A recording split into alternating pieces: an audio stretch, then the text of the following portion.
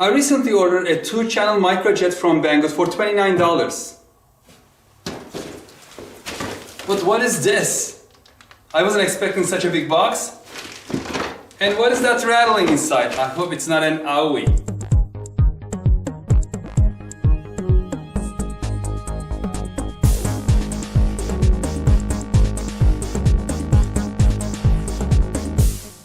Greetings RC friends, welcome to Props and Wheels. So I received this box the other day from Banggood. This was $29 and free shipping, so shipped to my door it was $29. It is supposed to contain a 2-channel microjet, but it doesn't look micro from the size of the box. And there's some rattling noise inside, and I hope it is not damaged during the shipment. And this is called X320 J-15. It's a warbird and it looks like a jet. Let's open it up and see what is inside. This is much larger than I expected. And on it it says SU-27. I wasn't able to find the manufacturer name anywhere on the box or on the manual, but here it says Fuiorum. Fuiorum? Looks like it. Fuiorum SU-27. It's a big size. Look at the size of this. And they put a rubber nose on it, but it is hard foam underneath it. It's just very little airspace inside. The decals are kind of coming off. Look at the size of these propellers. Huge.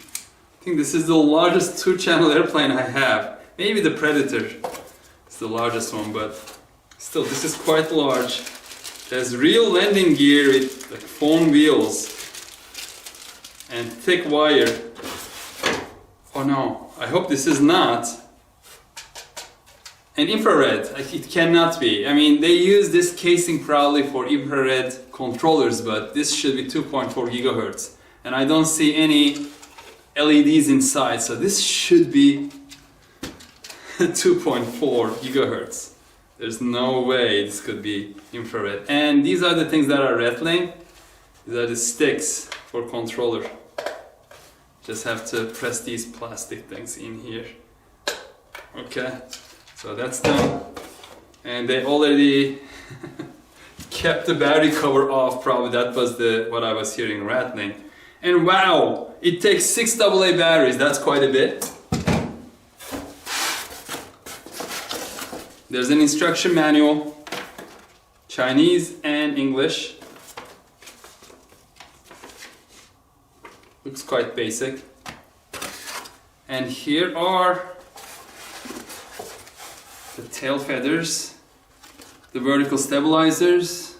I guess I'm going to need some hot glue to get these in, because these are not sliding, so you have to either tape them down if you want to be able to take them off easily, or you have to use some form of glue.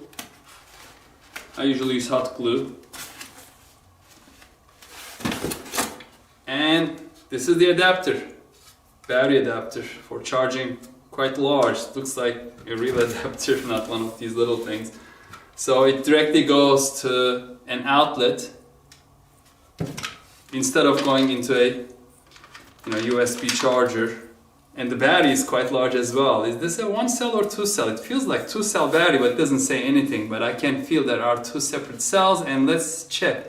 Yes, so there is a balancing cable on it, so this is a 2-cell battery. $29? Seriously? If this flies well, it's going to be a game changer. Look at the size again. It is big. And there's an on-off switch on the bottom, which I love, because then you don't have to immediately take the battery out, disconnect it. You can just turn it off and take it home and then take the battery out. Some leftover hot glue, I think. It's the battery bay. And lo and behold, it has light strips going around. So if it flies well, again, this may be a night flyer, nice night flyer. I'm really curious about this.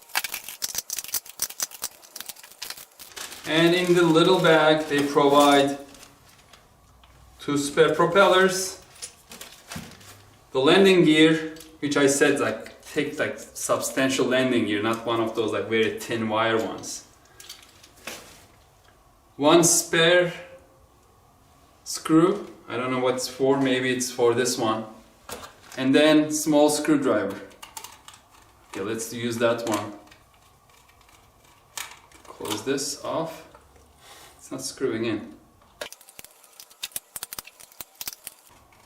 So my first challenge, this is not screwing in. This already turned on. This screw is not screwing in. Is the wrong size? I'm not sure. And it doesn't come off. So I don't care. I'm probably going to put a piece of masking tape to hold it in place, because this is not screwing in. Not very good quality. Anyway, let me connect the battery. I'm assuming I'm going to turn on the power to the airplane first. Both lights came on. Good sign. Let's put it in place like that. And then I'm going to turn on the transmitter. There are some lights blinking over here. Let's go up. The lights, one of the lights blinking faster. Let's go down on the throttle.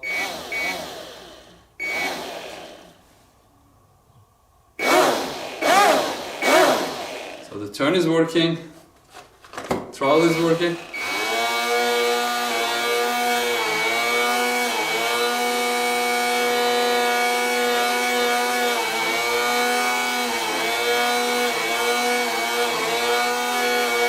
I cannot really tell if the stability control is working, the gyro.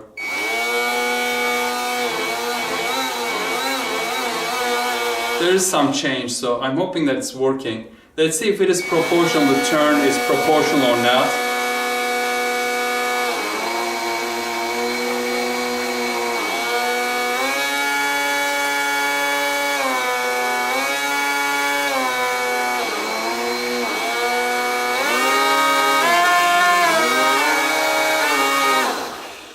It doesn't feel like it's proportional, unfortunately.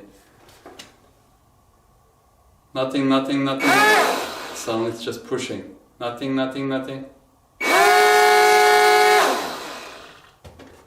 Yeah, the throttle is definitely proportional.